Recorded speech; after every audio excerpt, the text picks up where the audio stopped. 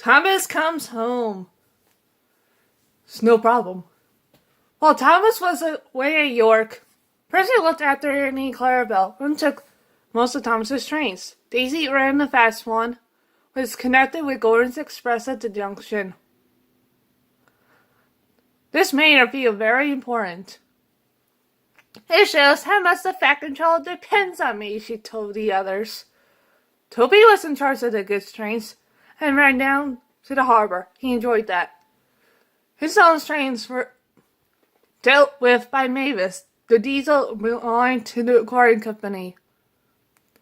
One day, snow on the other railway had delayed the train from London, so Gordon's Express was late too.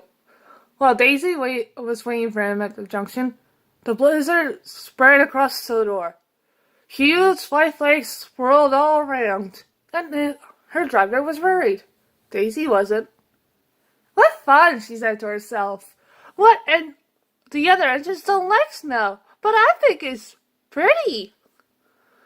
And I got the rails to guide me,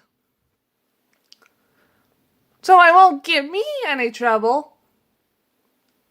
Her driver was less confident. Daisy hasn't got the weight a steam engine has, her driver told the guard.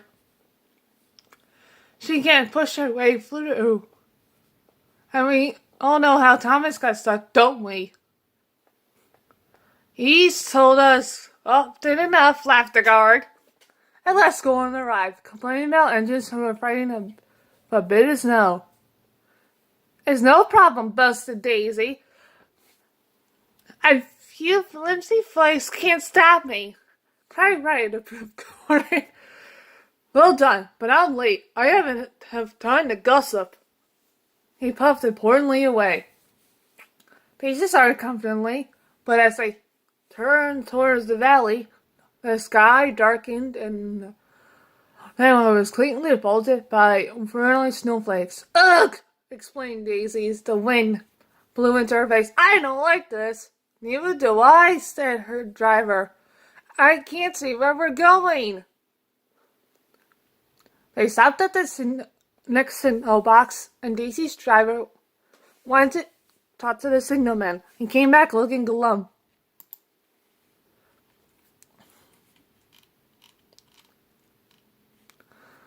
There are deep drifts ahead, I'm afraid, he told the passengers. We can't get through.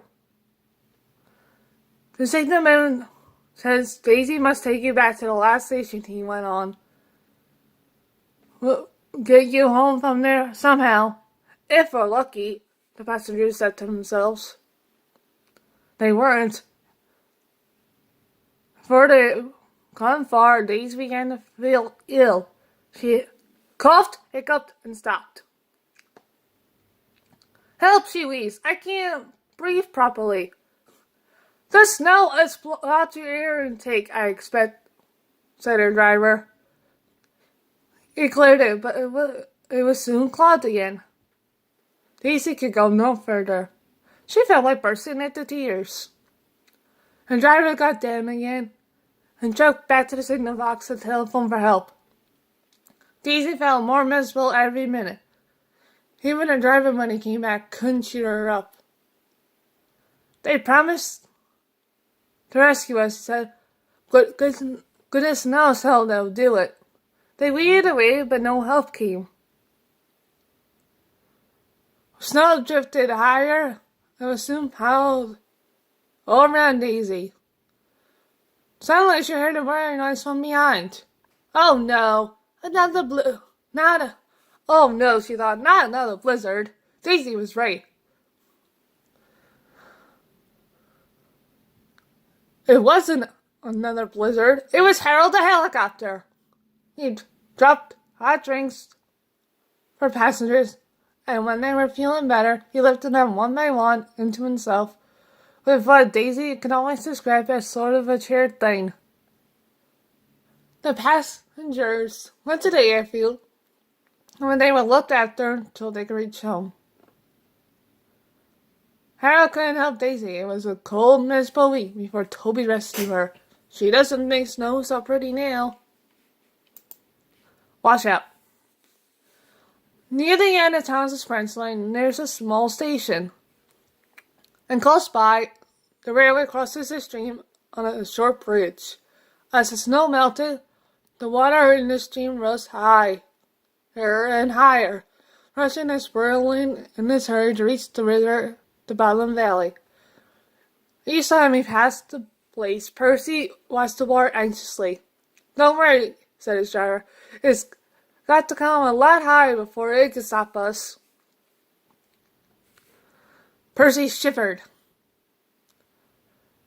He could remember the time he had been stuck in a flood. He had gotten very cold and very wet. Next morning, Toby came up from the harbor. "No problem with the stream," he said cheerfully. "The water's such lower today." "That's good," said Percy. He went off happily without any Clarabelle. And when they stopped at the small station, Percy looked carefully at the stream. His driver went to look too. Toby was right.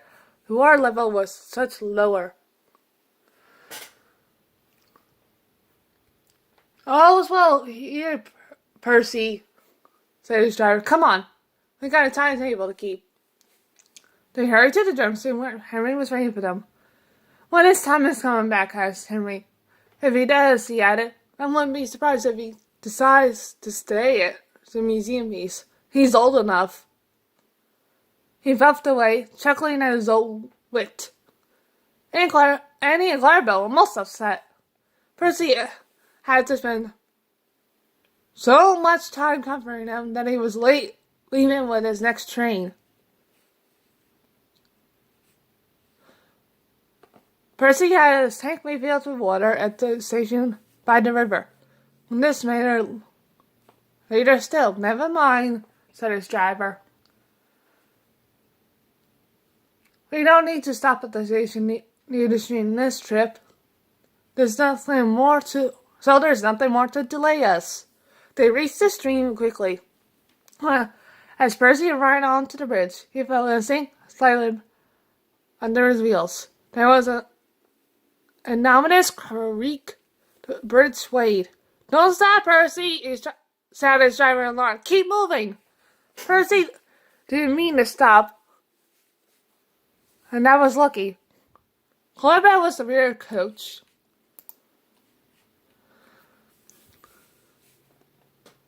And as she crossed the bridge, it wobbled again. When the back wheels left it, there was a sudden loud crash. The bridge vanished! 1 second it was there, 2nd it wasn't. It was safe to stop now. Percy's driver put on the brakes, and the fireman ran back to look. All he could see of the bridge was lying in the middle of the brown, rushing stream. Annie, Clarabelle, and Percy were badly shaken. The guard telephoned in the morning, and they all went home. Then they all went quickly home. The Fat Control closed the line while the bridge was mended. At first, Toby and Percy enjoyed the rest, but they soon grew bored. When the bridge was repaired, Daisy had to go for a snuggly ordeal too, and things returned to normal. But for some time afterwards, Percy was extra careful when he crossed the stream where he almost had a bath. Toby's Mega Train! Toby was delighted to take Percy's stone trucks down to the harbor. He thought it a wonderful treat. Percy could not understand why. "It's only a harbor," he said. "Nothing special." "I like it," said Toby. "It reminds me of the old days. I worked at the harbor on the other railway. I told you, remember?" Because Toby only had a small water tank, he always had to refuel it at the station by the river. "What if we run out of water halfway?" Toby wondered anxiously. "We shan't," Trevor said confidently. But what if the water column breaks down next, Toby? Thomas warned me about the water from the river. His driver laughed. Don't worry, Toby. We shan't take you fishing. The harbor was busy and Toby worked hard. Not only did the storm trucks have to be taken down, but when they'd been unloaded, they had to be sent back, even full of things brought by the ships. One day, the stone trucks in the quarry didn't come. Toby waited in the yard. It's not like Mavis to be late, he said to himself. I hope she hasn't had another accident with a lorry that forgot to look where it was going. At last the station master came over. Mavis wasn't well this morning, he said. She's better now and she's on her way. And indeed, it was not long before, with the chief of two, Mavis rumbled into the yard. Toby wasted no time setting off himself. At the harbor, Toby found so many trucks waiting to go back. Then there hardly seemed room for what he brought. Phew, whistled the driver. 48 trucks, and not all empty either. Some make it drink.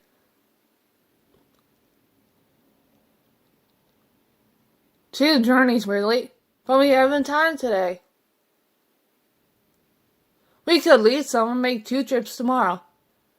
Can we all take them now? Asked Toby. The guard scratched his head and Toby's crew looked doubtful. We shall be all right, urged Toby.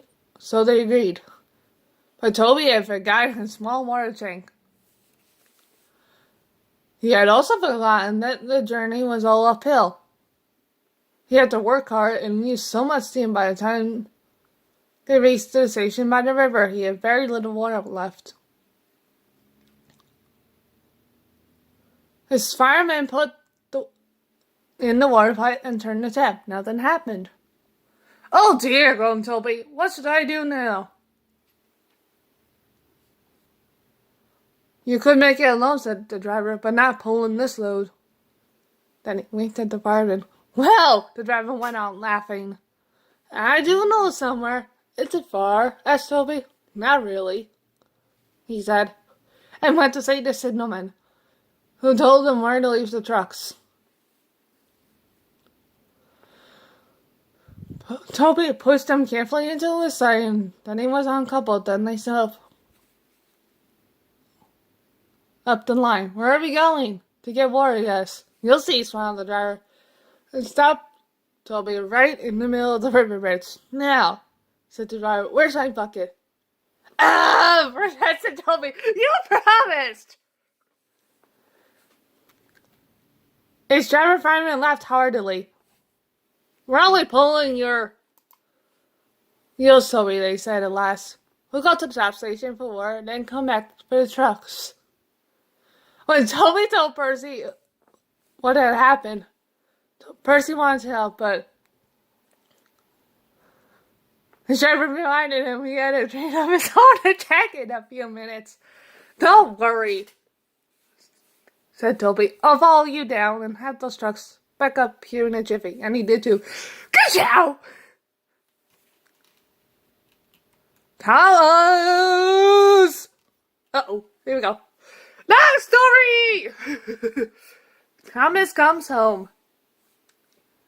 Workmen were mending the road near the level crossing. They stuck off part of it with red and white cones. And the scene roller Jeff Portly. His name was George. George to the jungle. Anyway.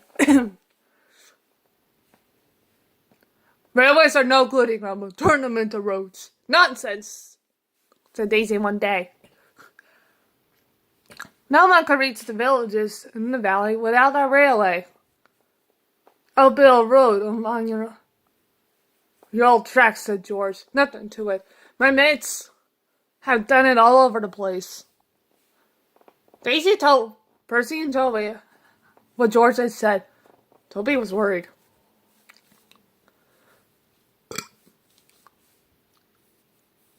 because he knew George was ready. The Fat Controller wouldn't allow, he said, but he wasn't confident.